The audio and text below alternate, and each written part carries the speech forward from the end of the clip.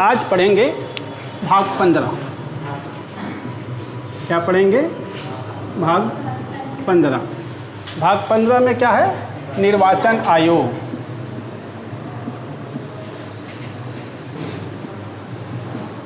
निर्वाचन आयोग,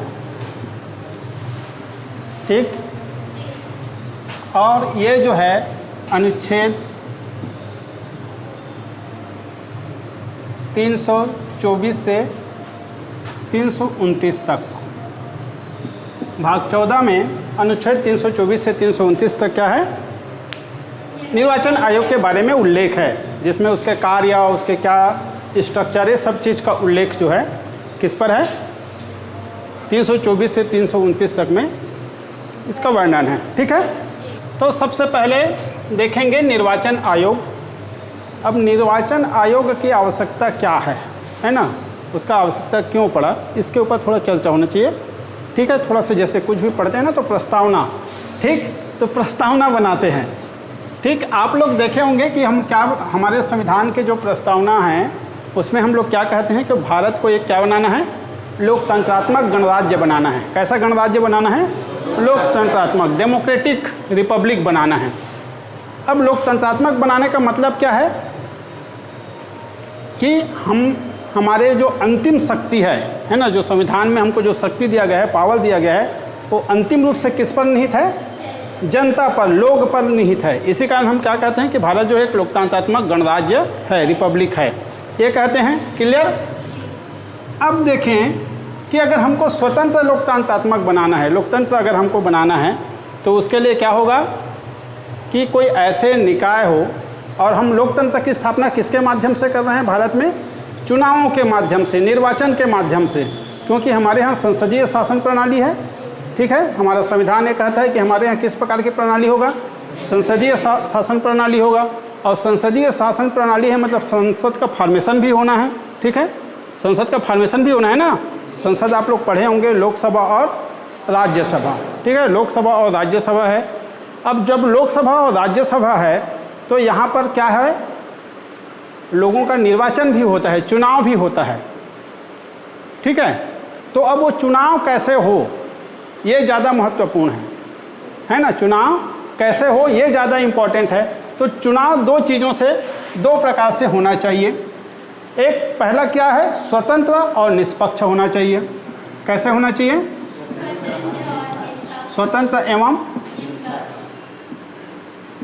निष्पक्ष होना चाहिए। और दूसरा जो है निश्चित अवधि में होना चाहिए,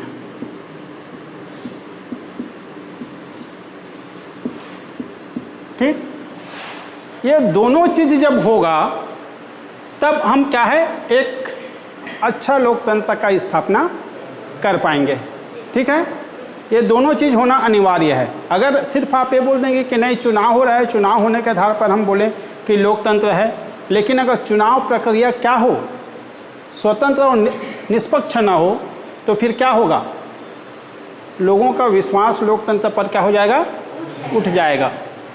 फिर लोकतंत्र कमज़ोर हो जाएगा। आज हम बोलते हैं ना कि हम विश्व के सबसे बड़े क्या हैं? लोकतंत्र हैं। हम दुनिया के क्या है? सबसे बड़े लोकतंत्र हैं। दुनिया में बहुत सारे ऐसे देश हैं जिसने लोकतंत्र को अपनाया, लेकिन वो आज उतना तरक्की नहीं कर पाया जितना हमारे यहाँ लोकतंत्र जो है क्या हुआ है? मजबूत हुआ है, ठीक है। मजबूत होने का क्या आधार है हमारे यहाँ? स्वतंत्र एवं निष्पक्ष निर्वाचन और समय, निश्चित समय पर निर्वाचन। अगर ऐसे हो कि चलो ठीक, पहला बात ये हो गया कि स्वतंत्र और निष्पक्ष है। अगर बताओ कोई चुनाव कराने वाला कोई एजेंसी है और वो एजेंसी में स्वतंत्रता ना हो, मतलब वो सरकार के या किसी और के अधीन रह के काम करे, तो क्या आप उस पर विश्वास कर सकते हैं कि वो सही तरीक़ा से चुनाव करवा पाएगा? वो बिना प्रभावित हुए चुनाव प्रक्रिया को कंप्लीट कर पाएगा? क्या आप उस पर विश्वास कर सकते हैं? नहीं कर सकते, है ना। और मान लो वह निष्पक्ष न हो, हमारे यहाँ बहुदलीय व्यवस्था है, ठीक है। अगर चुनाव आयोग ही ये सोचना चालू कर दे कि नहीं इस बार इस पार्टी को हमने किया है, इस बार इसका हम पक्ष लेंगे, अब हम इसके पक्ष में रह के पूरा चुनाव प्रक्रिया को संपन्न कराएंगे, तो क्या चुनाव अच्छा से हो सकता है?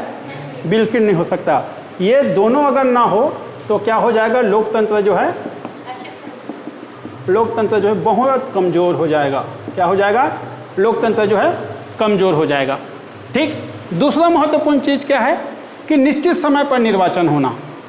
अगर मान लो एक बार चुनाव हुआ, फिर वो जो व्यक्ति निर्वाचित हुआ या जिसका सरकार है या देश में, अगर वो क्या करे, अपने से चुनाव समय पर ना कराए, तो फिर क्या होगा? एक ही आदमी बना रहेगा।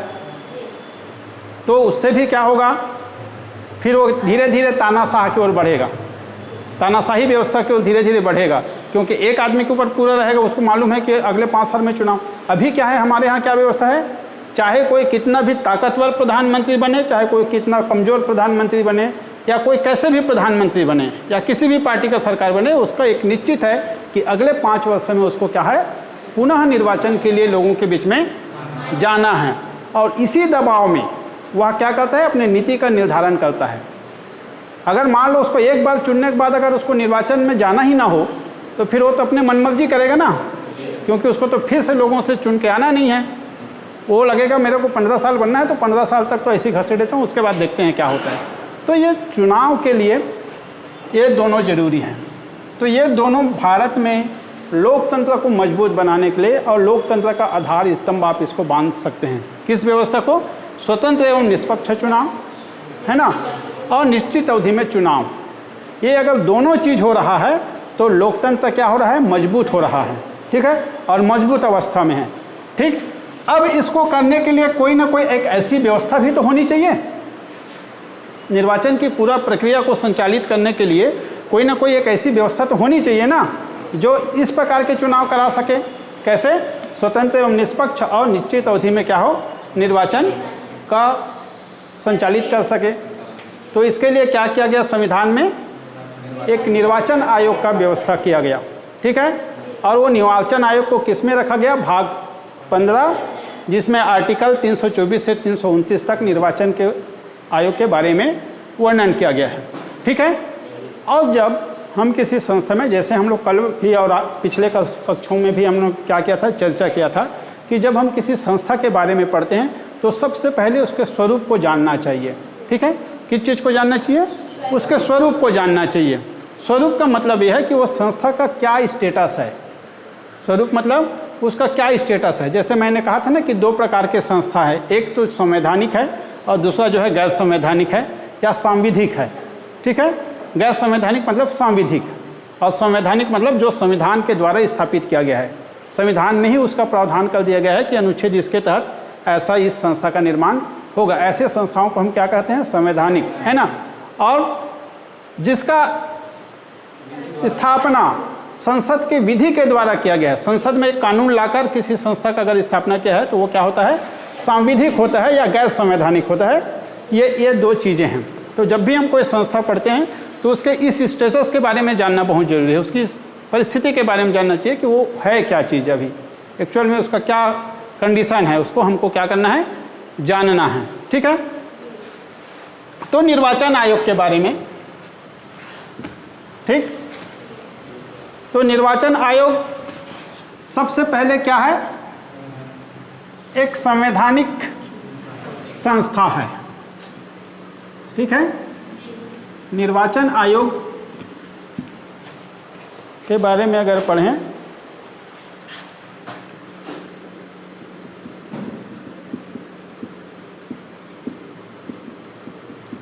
निर्वाचन आयोग के बारे में अगर जाने तो सबसे पहले ये कैसा है?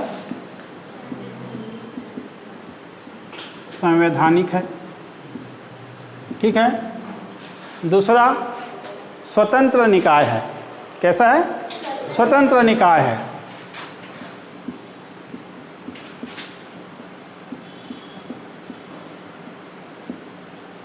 स्वतंत्र निकाय है।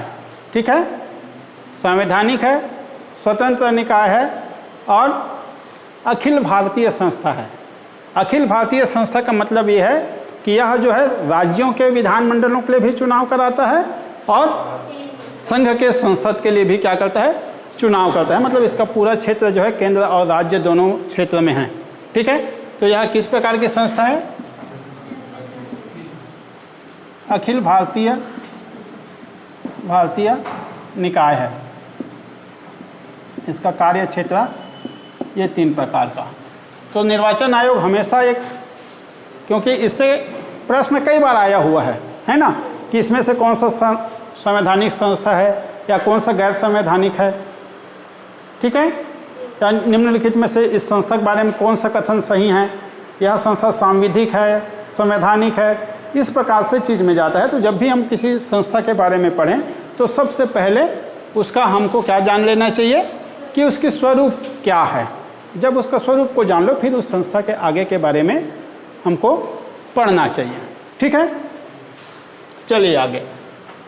अब इसमें सबसे महत्वपूर्ण जिसमें निर्वाचन आयोग के संरचना उनके कार्यों के बारे में जो अनुच्छेद में उल्लेख है वो है अनुच्छेद 324, ठीक है। अनुच्छेद 324 क्या कहता है? निर्वाचनों के, है ना, क्या कहता है? जो निर्वाचन होंगे, चुनाव जो होंगे, निर्वाचन के अधीक्षण, ठीक, अधीक्षण और निर्देशन नियंत्रण, निर्देशन एवं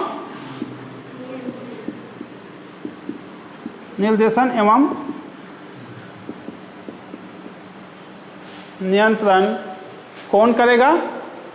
चुनाव आयोग करेगा। चुनावों के लिए, चुनाव जो होते हैं, निर्वाचन जो होते हैं, उसके अधीक्षण करने के लिए, उसके निर्देशन करने के लिए और उस पर नियंत्रण रखने के लिए क्या होगा कि जो अधिकार है, शक्ति है, वो किस पर निहित होगा? निर्वाचन आयोग पर निहित होगा, ठीक है, ये कहता है। और इसी आर्टिकल में ही निर्वाचन आयोग के संरचना, कितने सदस्य होंगे, क्या होंगे, कैसे होगा, वो इसी के तहत है। हालांकि इसमें स्पष्ट नहीं है कि कितना सदस्य होगा, क्या है, उसमें उल्लेख संविधान में उसका नहीं है, ठीक है। अब हम पढ़ते हैं निर्वाचन आयोग की संरचना। डस्टर कहाँ गया?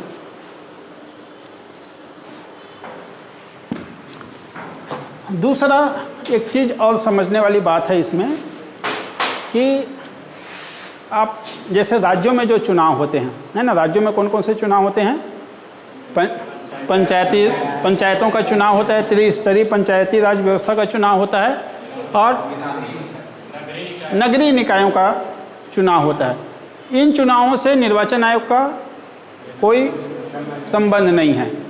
ये जो चुनाव होते हैं राज्य स्तर पर, ये चुनाव राज्य निर्वाचन आयोग होता है, जो 73वें और 74वें संविधान संशोधन में जिसका उल्लेख है, ठीक है, पढ़े हुए हैं हम लोग ऑलरेडी उसको, ठीक। तो जब भी हम निर्वाचन के बारे में बात करेंगे तो ये कौन कौन से निर्वाचन के बारे में बात करेंगे?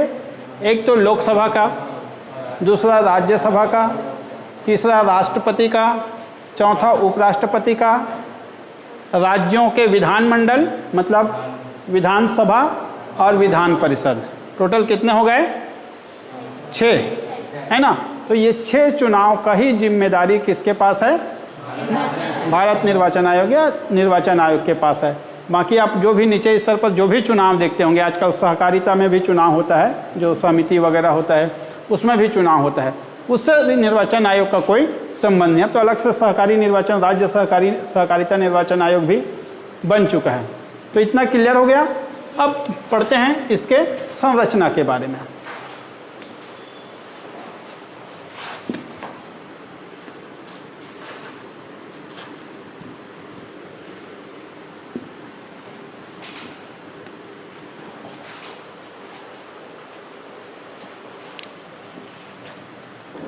निर्वाचन आयोग का संरचना पढ़ते हैं, ठीक है।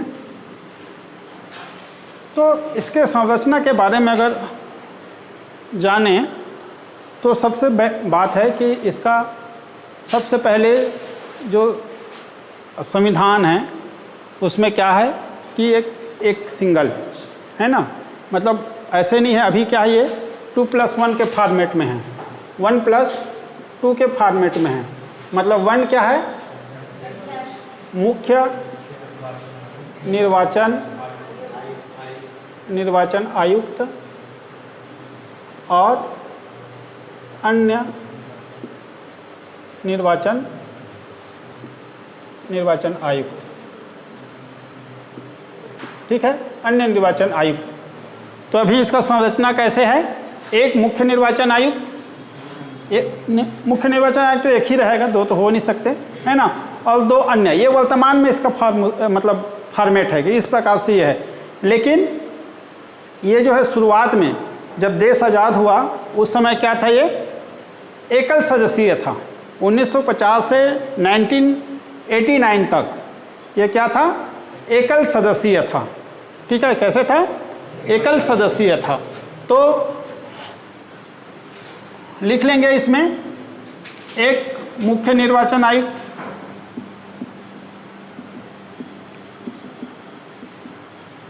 मुख्य निर्वाचन आयुक्त, ठीक है, प्लस 2 अन्य निर्वाचन आयुक्त।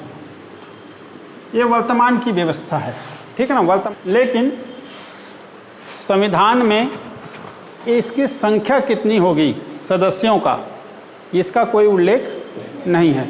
संविधान के द्वारा निर्धारित नहीं है कि निर्वाचन आयोग में मुख्य निर्वाचन आयुक्त के अतिरिक्त और कितने सदस्य होंगे। मुख्य निर्वाचन आयुक्त तो होंगे ही होंगे, है ना, उसके अतिरिक्त उनके सहयोग के लिए और सदस्य होंगे और निर्वाचन आयुक्त होंगे कि नहीं होगा, इसका उल्लेख संविधान में नहीं है। तो ये जो संख्या निर्धारित होता है ये कौन करता है, राष्ट्रपति करता है। कौन करता है कि निर्वाचन आयोग के निर्वाचन आयुक्तों की संख्या कितनी होगी ये कौन डिसाइड करता है, हाँ। तो क्या होगा, निर्वाचन आयोग में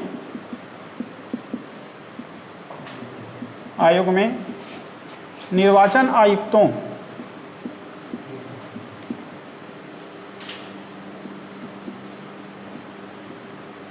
की संख्या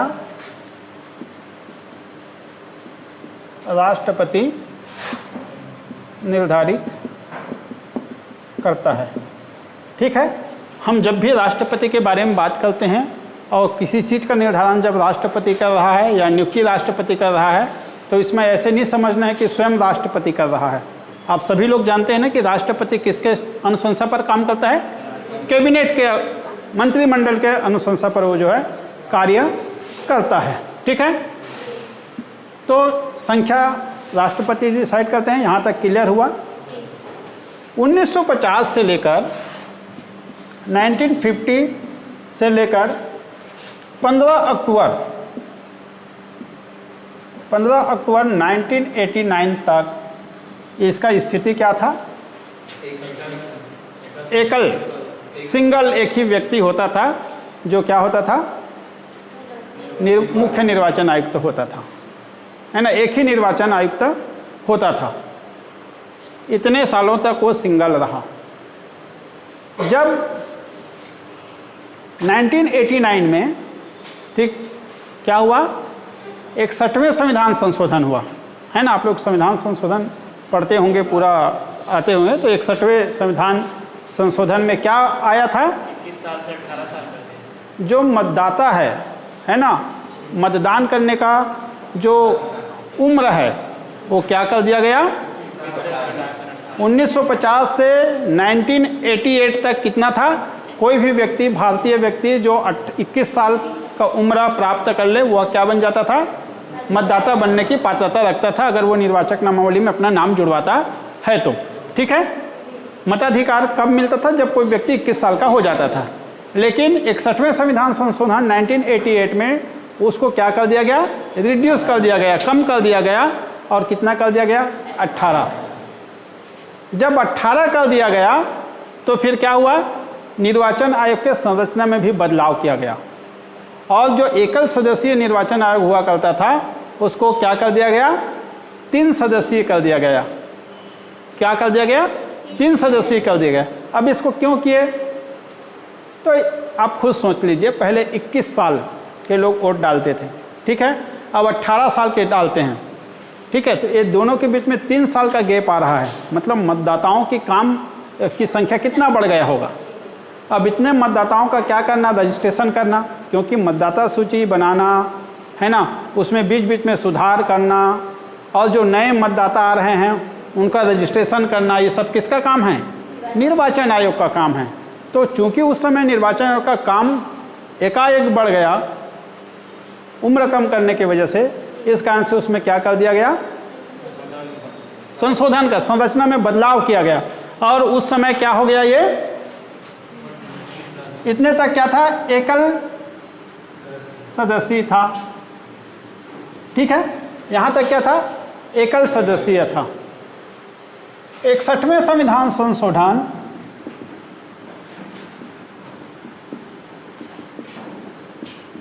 संशोधन में क्या हुआ, मताधिकार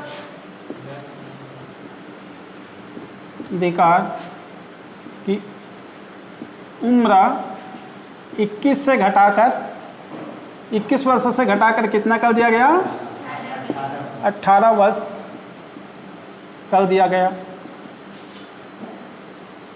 इसी समय क्या हुआ, इसी समय निर्वाचन आयोग के संरचना पर परिवर्तन हुआ और इसको क्या बना देगा, 1+2 मतलब त्रिसदस्यीय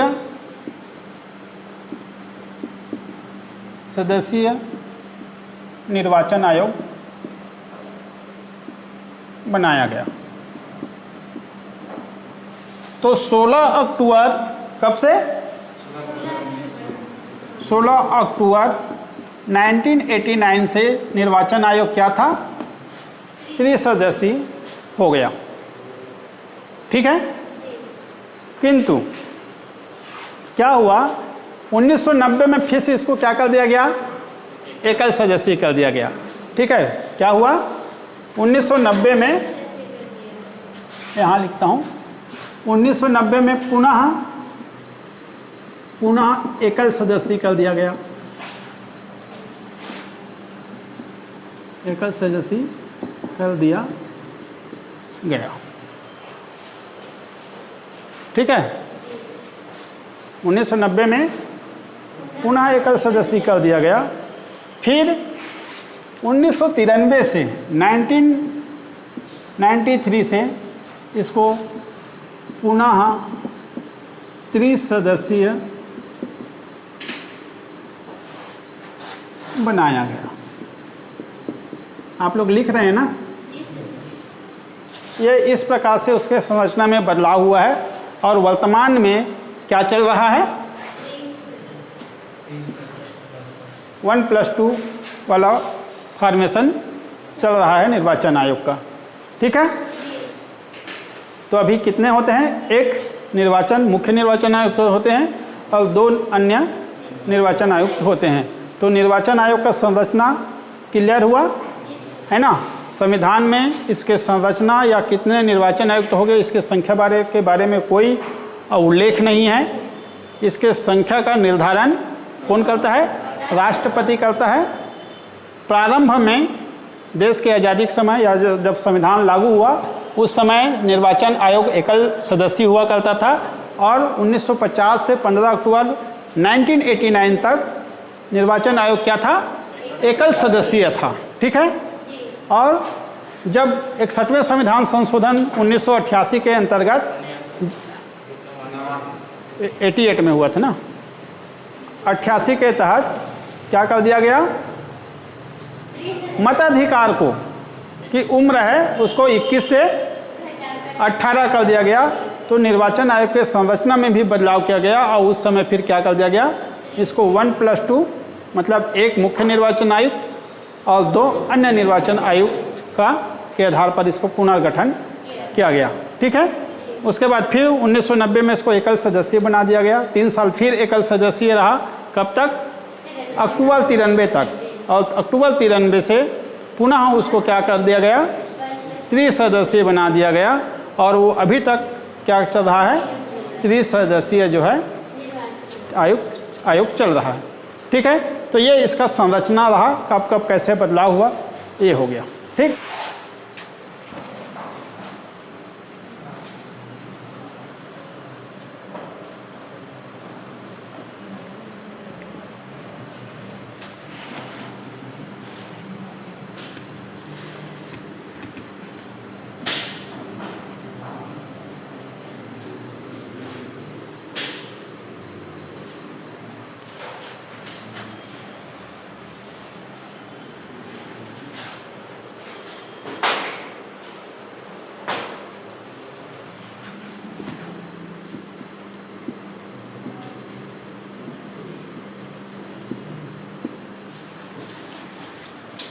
ठीक है। नियुक्ति मतलब किसका किसका नियुक्ति?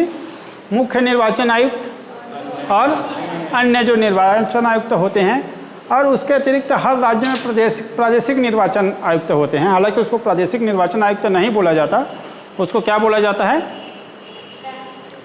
मुख्य निर्वाचन पदाधिकारी। उसको क्या बोलते हैं? मुख्य निर्वाचन पदाधिकारी। हर राज्य में जो एक होता है ना, ठीक है। अगर इसको सेटअप को देखें एक बार, नियुक्ति के पहले थोड़ा सा इसका पूरा किस प्रकार से इसका हायरार्की उसको देखते हैं। मुख्य निर्वाचन आयुक्त हो गया, मुख्य निर्वाचन आयुक्त, ठीक। उसके नीचे में 2 निर्वाचन आयुक्त होते हैं,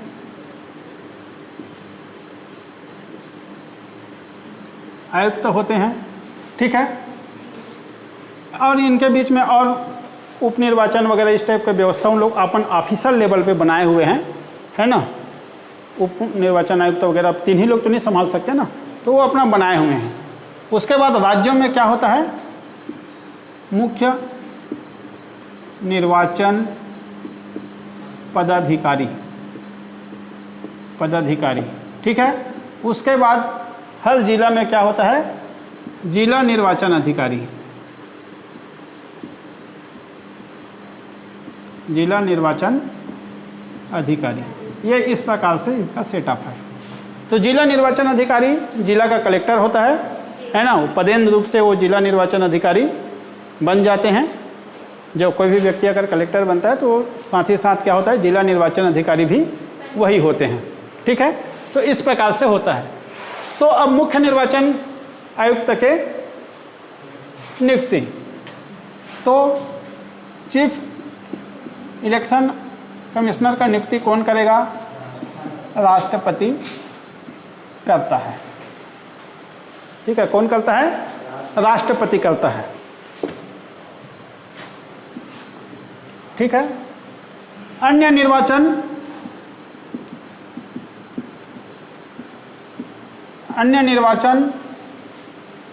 आयुक्तों की नियुक्ति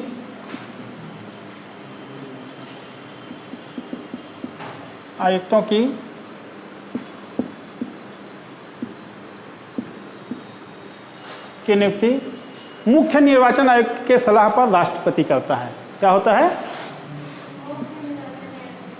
चीफ इलेक्टोरल कमिश्नर के सलाह पर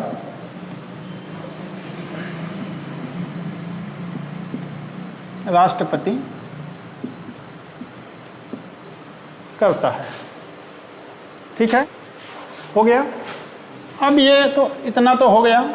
अब ये बंदा जो है अपना ये मुख्य निर्वाचन पदाधिकारी, इसका जो नियुक्ति है राज्य सरकार के सलाह पर कौन करता है? निर्वाचन आयुक्त करता है। मुख्य निर्वाचन आयुक्त जो है क्या करता है? राज्य सरकार के सलाह पर वो करता है, ठीक है। तो ये इस प्रकार से है। अब क्या योग्यता है कि क्या योग्यता धारण करने वाले व्यक्ति भारत के निर्वाचन आयुक्त बन सकते हैं, ठीक। अच्छा, दूसरा एक चीज़ हम लोग को ये ध्यान, एक चीज़ और है कि जब ये सिंगल होता है ना तो क्या होता है? थोड़ा संरचना का पार्ट है कि जब सिंगल होता है, कौन? मुख्य निर्वाचन आयुक्त एकल सदस्यीय होता है, तब तो वो अकेला है, वही डिसीजन लेता है। लेकिन जब ये 3 लोग होते हैं, है ना, अभी 3 है ना, तो 2 अन्य और अभी काम कर रहे हैं, तो ये जब 3 होते हैं ना तो क्या होता है? इनका जो भी निर्णय होता है वो क्या होता है? वोटिंग के आधार पर होता है। किसके आधार पर होता है? वोटिंग के आधार पर होता है। और जो मुख्य निर्वाचन आयुक्त होता है वो क्या होता है? अध्यक्ष होता है। क्या होता है? अध्यक्ष होता है। मुख्य निर्वाचन आयुक्त होता ही है, लेकिन आयोग के अध्यक्ष के रूप में भी वो क्या करता है? काम करता है। अध्यक्ष होने का क्या मतलब है कि जब भी आयोग का बैठक होता है तो उसकी अध्यक्षता कौन करता है? मुख्य निर्वाचन आयुक्त करता है और वो अध्यक्षता करता है। तो जब भी कोई फैसला लिया जाता है तो फैसला किस आधार पर लिया जाता है? मतदान के आधार पर, वोटिंग के आधार पर। मान लो कोई फैसला लेना है, ठीक है, और आपका चीफ इलेक्शन कमिश्नर, ठीक है, और इधर दो एक पक्ष में आ गए, इलेक्शन कमिश्नर लोग एक पक्ष में आ गए। ये अकेला हो गया, ये बोल रहा है कि नहीं ऐसी फैसला, ये वाला फैसला लेते हैं, ये अकेला पक्ष में है, लेकिन दो उसके विरोध में है, तो वो फैसला किनके पक्ष में जाएगा? मतलब दोनों का वोटिंग के आधार पर तीनों का शक्ति कितना है? बराबर है। तीनों का दर्जा क्या है वोटिंग के आधार पर? बराबर है। फैसला सभी, अब ऐसे नहीं है कि वो मुख्य निर्वाचन आयुक्त है तो ये दोनों कुछ बोलेंगे उसको वो लगा सकता है उसमें, ठीक है, रोक लगा सकता है, ऐसे नहीं है, ठीक है। ये फैसला जो है तीनों का समान रूप से रहेगा, जिधर दो ज़्यादा होंगे वही फैसला उस पर लिया जाएगा, ठीक है। यहाँ तक क्लियर? नियुक्ति देख लिए कैसे नियुक्ति होता है।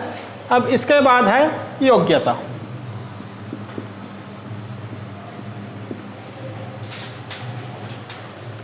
तो मुख्य निर्वाचन आयुक्त और अन्य निर्वाचन आयुक्तों की योग्यता का निर्धारण नहीं किया गया है ना? क्या है? हाँ, नहीं किया गया है। लेकिन सामान्य रूप से आप देखेंगे भारत के जितने भी निर्वाचन आयुक्त और मुख्य निर्वाचन होते हैं वो सब क्या होते हैं? ब्यूरोक्रेट्स होते हैं। वो चाहे मैक्सिमम लोग इंडियन एडमिनिस्ट्रेटिव सर्विस के अधिकारी लोग होते हैं, जो सीनियर होने के बाद, काफ़ी सीनियर होने के बाद क्या बनते हैं? ये बनते हैं। तो उसका योग्यता निर्धारित नहीं किया गया है कि इसका क्या योग्यता होना चाहिए भारत के निर्वाचन आयुक्त बनने के लिए, ठीक है। यहाँ तक क्लियर? अब सेवा शर्तें।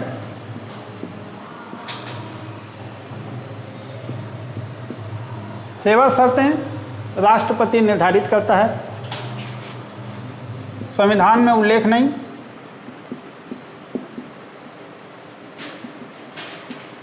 नहीं। ठीक है, इसको राष्ट्रपति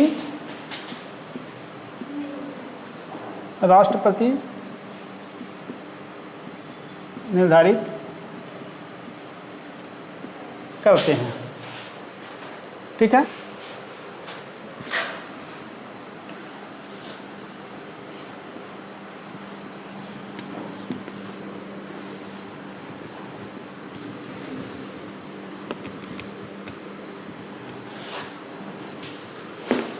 कार्यकाल।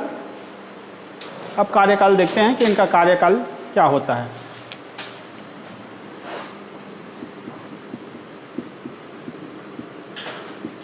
ठीक है, कार्यकाल का निर्धारण भी संविधान के द्वारा नहीं किया गया है, ठीक है। क्या है? कार्यकाल का निर्धारण भी संविधान में नहीं किया गया है, इसका निर्धारण राष्ट्रपति करते हैं, ठीक है। वर्तमान में क्या है? 6 वर्ष या 65 ईयर, जो पहले हो जाए, ठीक है।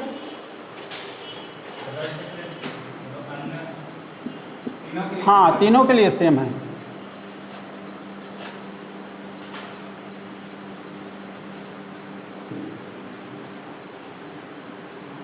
द्वारा निर्धारित नहीं, कौन करता है? राष्ट्रपति निर्धारित करता है, ठीक है। वर्तमान में इसका क्या कार्यकाल है? वर्तमान में 6 वर्ष या 65 वर्ष की उम्र तक जो पहले हो जाए।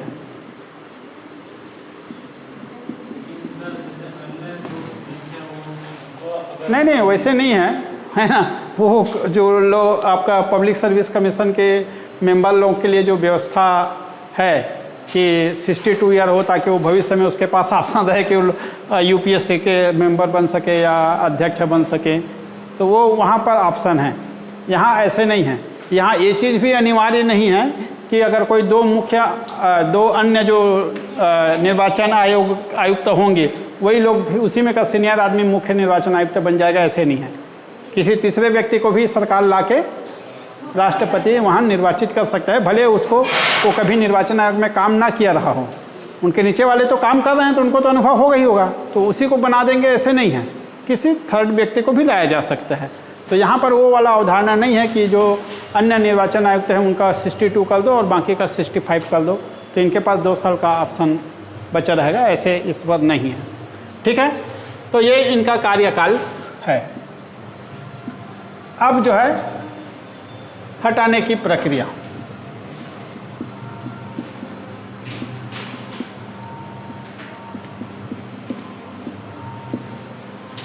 ठीक है, इनको हटाने की प्रक्रिया वही प्रक्रिया अपनाया जाता है जो उच्चतम न्यायालय के न्यायाधीशों को, उच्च न्यायालय के न्यायाधीशों को या सीएजी कैग नियंत्रक एवं परीक्षक को, जो महालेखा परीक्षक को हटाने की जो प्रक्रिया है ना, वही प्रक्रिया मुख्य निर्वाचन आयुक्तों को हटाने की प्रक्रिया है। हटाने की प्रक्रिया का निर्धारण सिर्फ किसमें है? मुख्य निर्वाचन आयुक्त का है। ठीक है, बाकी अन्य को मुख्य निर्वाचन आयुक्त के कहने पर राष्ट्रपति हटा सकते हैं। तो जो हटाने के प्रति या जिसको इम्यूनिटी मिली हुई है वो जो है किसको है? मुख्य निर्वाचन आयुक्त को है। तो सुप्रीम कोर्ट के जज को कैसे हटाते हैं हम लोग पढ़े हुए हैं, कैसे हटाते हैं?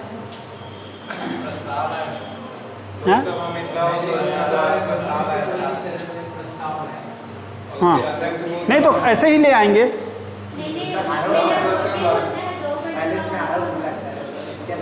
हाँ, सबसे पहले क्या होना चाहिए? 2 आवश्यक चीज़ें हैं, है ना? आधार, सबसे पहले क्या है? आधार। 2 आधार होना चाहिए। पहला जो है सिद्ध कदाचार,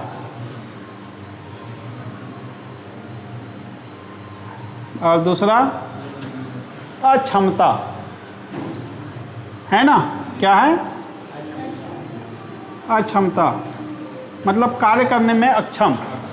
ये 2 आधार है किसको हटाने का? सुप्रीम कोर्ट के जजों को, हाई कोर्ट के जजों को हटाने का 2 आधार क्या निर्धारित किया गया है? सिद्ध कदाचार, साबित कदाचार, है ना? मतलब वो साबित होना चाहिए कि उसने कोई कदाचार किया है। दूसरा, वह कार्य करने के लिए सक्षम नहीं है। ये दोनों आधार पर क्या किया जा सकता है? हटाता है। उसके लिए शर्तें क्या है? शर्तें क्या है? अगर मान लो उसको हटाने का प्रस्ताव लोकसभा के द्वारा लाया जा रहा है तो 100 सदस्यों का क्या होना चाहिए? हस्ताक्षर युक्त आरोप पत्र किसको सौंपा जाएगा? अगर लोकसभा है तो 100 सदस्य मतलब मेंबर ना, लोकसभा के एमपी, और राज्यसभा है तो 50। अगर मान लो उदाहरण के लिए चलते हैं हम लोग लोकसभा को लेकर, मान लो किसी क्या मुख्य निर्वाचन आयुक्त को हटाने का प्रक्रिया करना है तो लोकसभा के 100 सदस्य लोग के हस्ताक्षर युक्त आरोप पत्र किसको सौंपेंगे? लोकसभा के अध्यक्ष को। यहाँ पे लोकसभा अध्यक्ष को क्या अधिकार दिया गया है? वह उनके आरोप प्रस्ताव को स्वीकारे या ना स्वीकारे उस पर डिपेंड करता है। उसको लगे कि स्वीकारने योग्य है तो वो स्वीकार करेंगे, अगर उनको लगता है कि इसमें कोई आधार नहीं है, निराधार है, स्वीकार योग्य नहीं है तो अस्वीकार कर देंगे। ठीक है, अगर स्वीकार कर लिए तो मामला आगे जाएगा, अदरवाइज वहीं पे मामला ख़त्म हो जाएगा। अगर इन केस क्या करे? लोकसभा अध्यक्ष उस आरोप पत्र को क्या करे? स्वीकार कर ले, तो फिर क्या होगा? लोकसभा का द्वारा एक समिति बनाया जाएगा। ठीक है, ठीक है ना? वहाँ पर एक समिति बनाया जाएगा, वो समिति जो है क्या करेगा? जांच करेगा।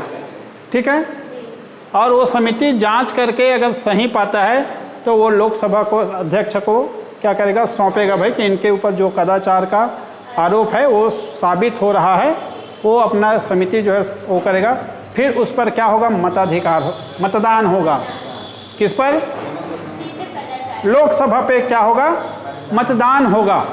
और मतदान किस प्रकार से होगा कि सबसे पहले 2 कंडीशन हैं, है ना। कितने कंडीशन हैं? 2 कंडीशन। पहले उपस्थित और मत करने वालों का 2/3 पहला। दूसरा, उस सदन के कुल सदस्य संख्या का आधे से अधिक। ये दोनों क्राइटेरिया को पूरा करते हुए अगर, ठीक है, तो हो जाए कितना, उपस्थित और मतदान करने वालों का 2/3 और उस हाउस के, उस सदन के कुल सदस्य संख्या का आधा से अधिक। इतने लोग अगर के माध्यम से अगर वो प्रस्ताव पारित हो जाता है तो वह कहाँ जाएगा, दूसरा सदन में जाएगा, राज्यसभा में जाएगा। राज्यसभा में फिर यही प्रस्ताव पारित होगा। कितना? राज्यसभा में जिस दिन वोटिंग होगा उस वोटिंग के दौरान उपस्थित कुल सदस्य और वोट देने वाले सदस्यों का 2/3 और वहाँ का टोटल संख्या का आधे से अधिक। मतलब मान लो 200 है तो 101, है ना, उतना ये संख्या जो वोट करने वाले और उस संख्या बराबर आना चाहिए। जब दोनों सदन से प्रस्ताव पारित हो जाएगा तो क्या होगा, वो राष्ट्रपति के पास जाएगा, ठीक है। और राष्ट्रपति फिर उसको क्या करेगा, हटा देगा। और ये जो प्रस्ताव उसको जाएगा दोनों सदन से पारित होकर, वो राष्ट्रपति के लिए क्या होगा, बाध्यकारी होगा, ठीक है। तो इस प्रकार से मुख्य निर्वाचन आयुक्त को भी हटाने की प्रक्रिया वही है जो कि सुप्रीम कोर्ट और हाई कोर्ट के जजों का है, ठीक। लोकसभा से पारित होकर राज्यसभा चला गया, हाँ, और उस समय लोकसभा भंग हो गया तो लोकसभा भंग हो गया तो क्या हो गया, लोकसभा तो पारित कर दिया है। आगे प्रक्रिया बढ़ सकता है? नहीं, क्यों बढ़ेगा, नहीं, वो अधिनियमों में वो आप जो बोल रहे हैं वो अधिनियमों के लिए है। अगर मान लो राज्य लोकसभा ने पारित करके भेज दिया है ना, तो वो निरस्त हो जाएगा, वो अधिनियमों के लिए। यह तो एक सामान्य प्रक्रिया है, किसी को पद से हटाना है, ठीक है। तो इसमें वो नहीं है कि लोकसभा मान लो अगर ने प्रस्ताव पारित कर दिया और उसी दिन भंग हो गया तो राज्यसभा उस पर निर्णय लेगा, निर्णय करके भेज देगा तो उसका हो जाएगा। हाँ, अधिनियमों के लिए ये प्रावधान है ना, कि मान लो अगर हाँ उस पर कोई निर्णय नहीं है, मान लो कोई लोकसभा में रखा गया है और मान लो उसमें डिसीजन नहीं हो पाया और भंग हो जाता है तो ख़त्म हो जाएगा। तो आज का क्लास यहीं ख़त्म करें।